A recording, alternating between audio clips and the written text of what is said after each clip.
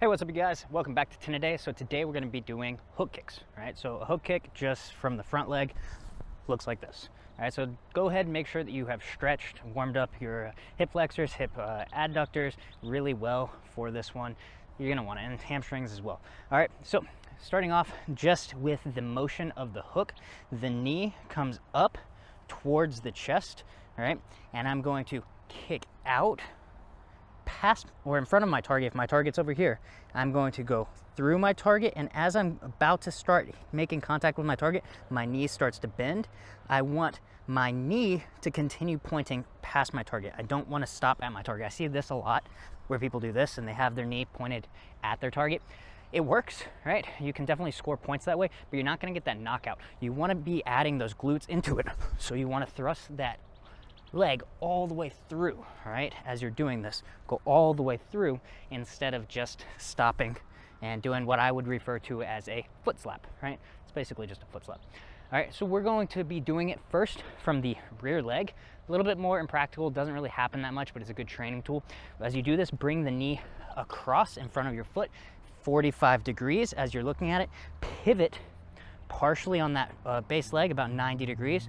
Kick, and then you're going to pivot again as we're landing back into that rear position. All right, we're going to do this for 1 minute. Ready, set, begin. So back leg comes across, kick, and bring it all the way through and back. Now as you're doing this, it's okay if you tuck that shoulder 90 degrees to your target. A big mistake that I see a lot of people do is they tuck the shoulder 180 degrees from the target, and that stops the knee right on that center line pointing at your target. So make sure it's only 90 degrees to the target as you're doing this. You also want to try to make sure that you can kick up through your own head level. You don't really do hook kicks to the body that much, right? It's not a very beneficial thing. If you need to, hold on to something, right? I don't care if you hold on to something to get this pattern down as you kick all the way through it, right? Just practice that motion. Bring that knee up, 45, and kick through, and make sure that knee passes that center line every time you do this, all right? As we're here, kick up and through, and then bring it all the way to the back. You should be squeezing your glute as you go through it.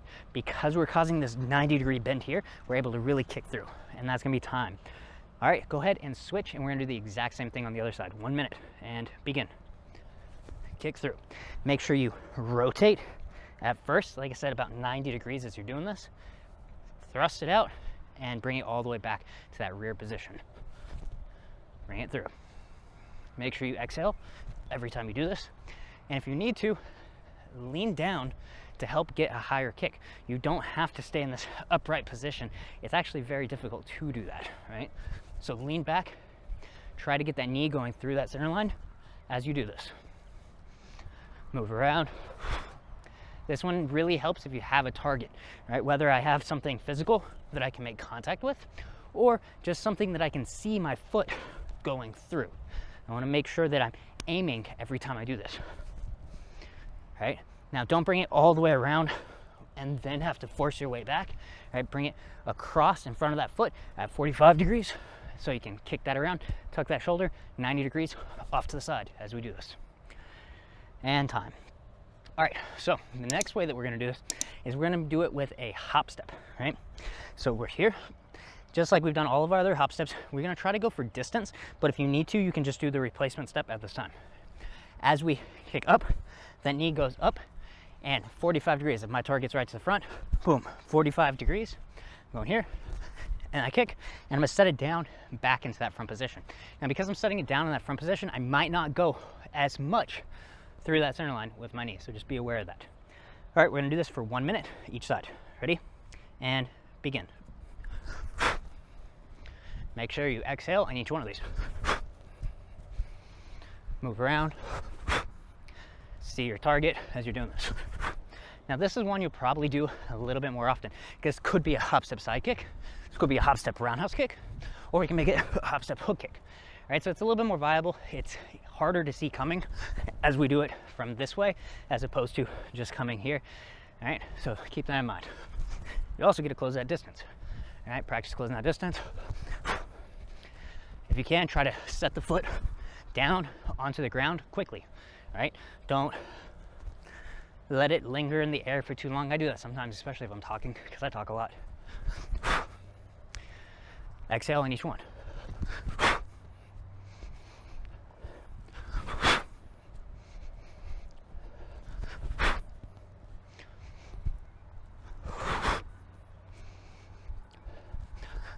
And that's time. All right, same thing, other side. Switch and begin.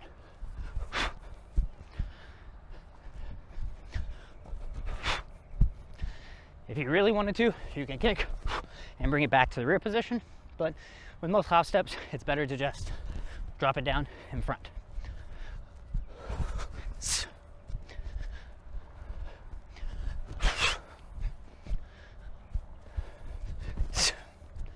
Keep it going. Try to get that knee past that center line still, right? As you're going for this, make sure you chamber it up to your chest still. Don't just lift a straight leg up and hook. It works sometimes, right? It's just not as powerful.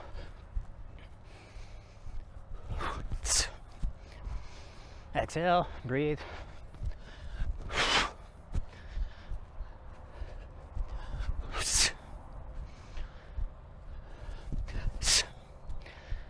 And time. Catch your breath. All right, so the next one that we're gonna do is we're gonna do our turning hook kick, also known as a whip kick, right? I will frequently call it a whip kick, all right? So what that looks like is this.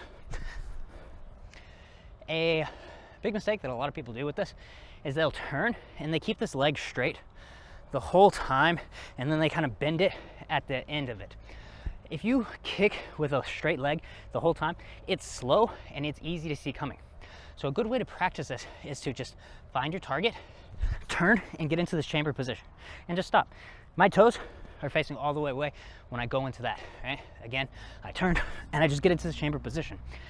Having that chamber position makes this muscle elongated, my glutes and my quads elongated, which allows me to contract them both at the same time to really put that power in.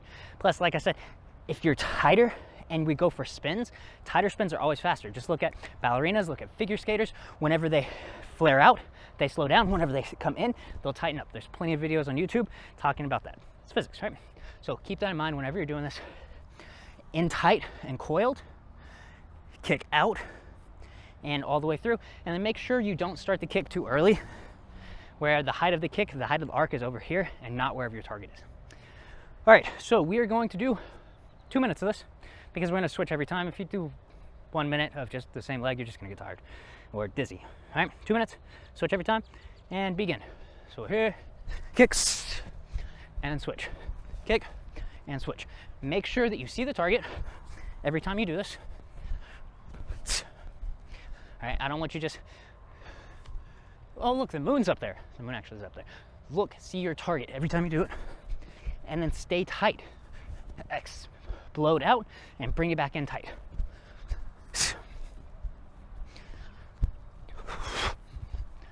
Have that target in mind every time you do this.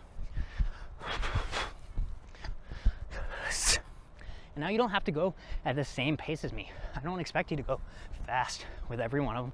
You can go nice and slow. If you're not quite used to this, have a wall or something you can grab behind you and reach and grab that wall for balance, right? You can do that. If you're kicking with your right leg, then you would touch your hand on the wall with the left. If you're kicking with the left, you touch the right hand.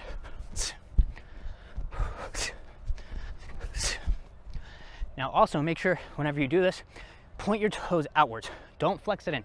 If you flex it in, you're gonna hit with your Achilles tendon and it hurts like hell. Don't do that. Point your toes out. We're trying to kick with the heel, but sometimes we hit with the ball of the foot, and that's okay. I don't want you hitting with the back of the heel though, right? And I'll talk about that a little bit more in just a second. Keep it going.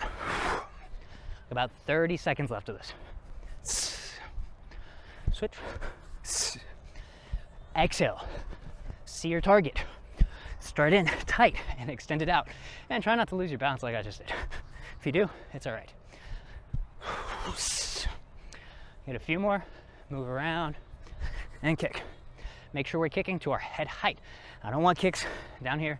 We're not kicking little kids. Kick somebody your head height at the head. And then one more, and time. right, so like I mentioned, if you have your foot bent like this, you're gonna hit with the connective tissue on the back of the foot. And one, you might just rupture your Achilles tendon and then you just can't walk, right? So that's not something that you want. You don't want to injure yourself doing it. 2, it hurts you. And 3, it's a soft surface and not a hard surface. So you're probably not going to actually knock them out like you want it to, right? Now, that's all I got for today. Go practice your hook kicks, right? Different ways to do it. Rear leg hook kick, hop step hook kick, or turning hook kick. If you like it, like, subscribe. I'll see you tomorrow.